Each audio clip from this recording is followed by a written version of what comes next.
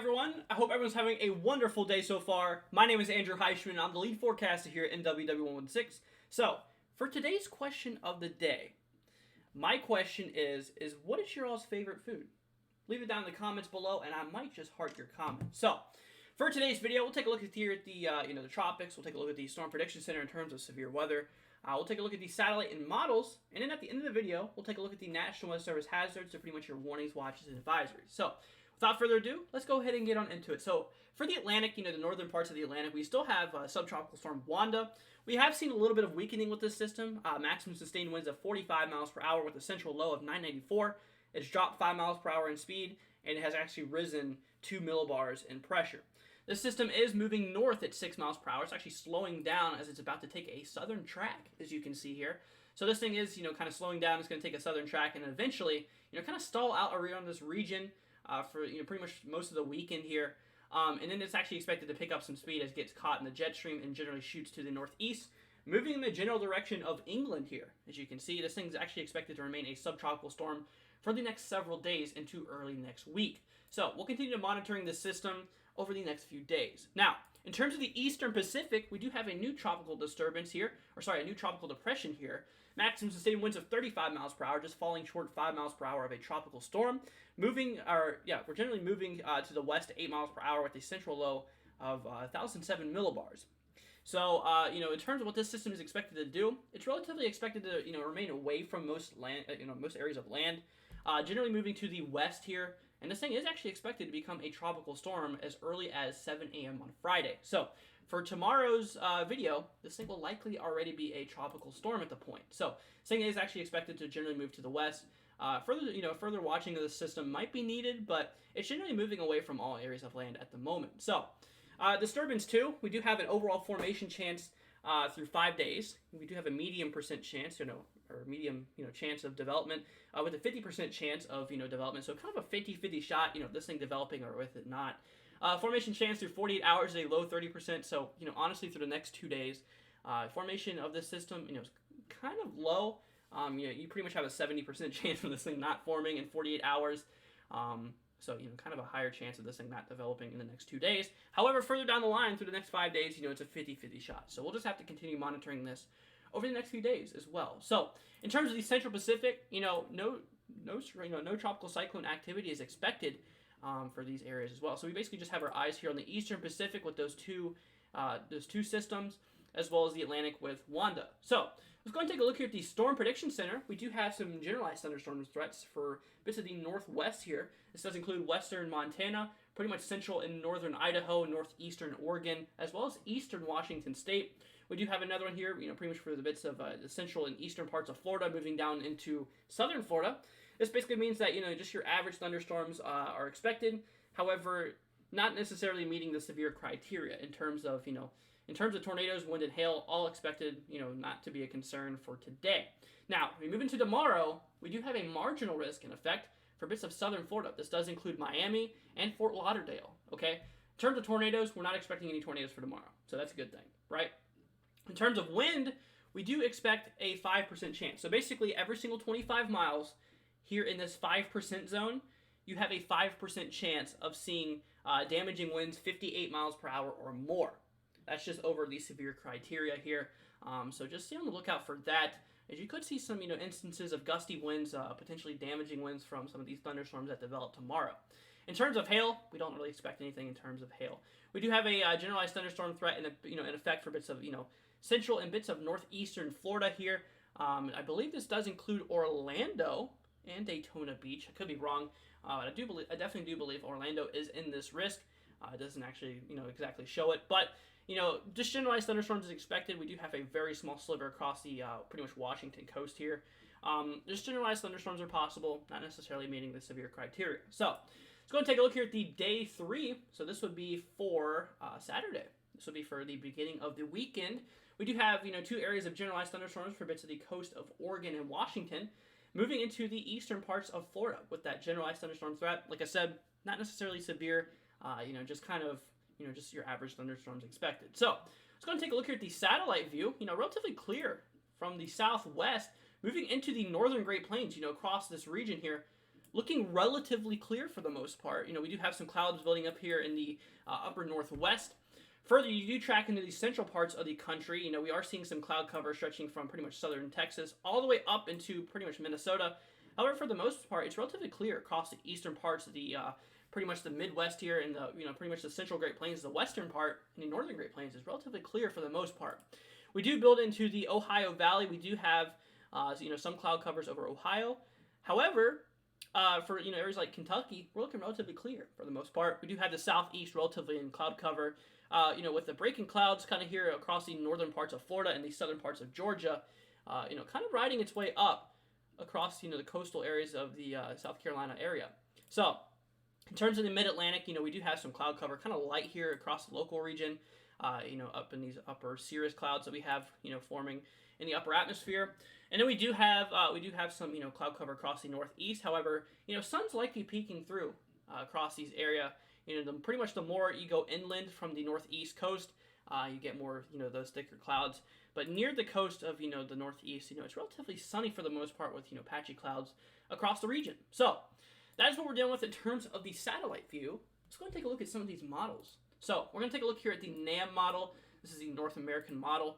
I'm going to take a look at the latest view and make sure that's the right. Okay, yeah, we are on the right run. So before we take a look at the models, I want to take a look here at the precipitation, the radar view across the country. Okay, so we've had, I don't know if you guys saw yesterday's video, but we've had some showers and some storms move its way across Texas here, move its way to the southeast. So this area of precipitation is expected to move to the northeast, eventually causing some rain in Florida, bits of Georgia, and the Carolinas, in which we'll actually see here right now. So here's the NAM model. It's kind of a shorter range model, but you can see this is where all that precipitation is, what we were talking about. So further down the line, you can see an area of low develops, and it kind of pushes its way through the southeast, and this will affect Florida, Georgia, and the Carolinas. As you can see, further down the line could cause some rain, for the bits of those areas. However, we will have some relatively strong high pressure build its way into the Mid-Atlantic region, kind of pushing this area of low pressure more south. So it would pretty much limit any rainfall occurring in Virginia. It definitely can't be ruled out. There's probably, we might see a few, drops of rain across the southern Virginia area. It definitely can't be ruled out, but, for the most part, the high pressure is going to kind of keep it out of the local region. So, but basically, for the most part, we will have, high pressure build its way in for much of the country. We do have a low that's going to be impacting the upper northwest, bringing in some, localized snow for, the upper elevations, as well as, maybe some rain across the, western coast of, Washington state here. So then further down the line, it looks like we are going to develop a low. However, it doesn't look like any precipitation is on that low according to this model. Now, let's go ahead and take a little bit further. We'll go ahead and take a look here at the GFS model. This is the Global Forecasting System. This is an American model. So, same thing. We have all those rain, going on, across the Gulf of Mexico. A low is expected to develop, as you can see down there, around in this area. A low is expected to develop and then eventually, track its way to the northeast here. Bringing some rain across Florida, Georgia, and the Carolinas is expected. And then eventually, it does look like there is a low that's going to develop here as well, but, across the central parts of the country, but it doesn't look like anything's really going to happen in terms of that. So, we will have high pressure across the eastern parts of the country, likely leading to some pretty nice conditions, locally. So we do move in a bit further. We do have that area of low pressure. This was actually that winter storm we were tracking for the last few days. It looks like models have dropped support for this system overall. However, that low is still expected to develop, and we might still have some snowfall across bits of North Dakota according to the latest GFS. Of course, you can't take this 100% seriously. This is just one model, run. Of course, and then we do have this other system, this other winter system that looks like it's going to push its way down towards the towards the northern Great Plains, moving into the Midwest. Now, I don't know if this is showing any storms, so we can go ahead and take a look at that. So we're looking at forecast hour 198. We need to take a look at the severe weather side of things. We'll take a look at the here at the pretty much the CAPE values. Actually, there is no mixed layer CAPE, is there? So I'm going to take a look here at the supercell composite instead.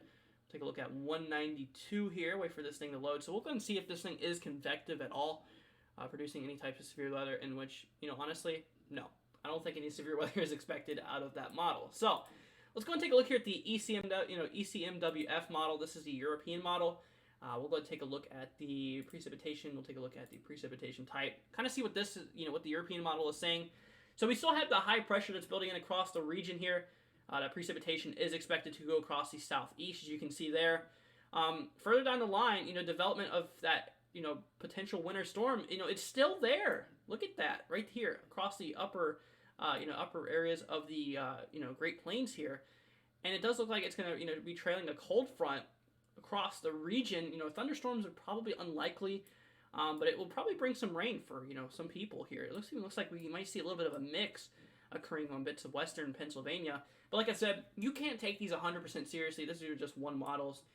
For what you got to do with these models is you kind of got to take an average of them and kind of, plot them out over, what is similarities and what are differences. And those similarities are the things that are likely going to happen. So we need to speed it up for today's video. We're kind of pushing a lengthy video for today, but same thing here. High pressure expected for much of the country. We do have that low develop, near the southeast. Further down the line, we might have a few lows develop here and there, but that's what we're dealing for the most part in terms of the models. Let's go and take a look at the National Weather Service hazard. So, for the non-precipitation side of things, we do have, let me actually refresh this. I want to make sure we're up to the latest. Okay, so we do have some dense fog advisories in effect for bits of, southwestern bits of Minnesota, moving into northeastern Iowa and pretty much eastern Nebraska and eastern South Dakota across this region here.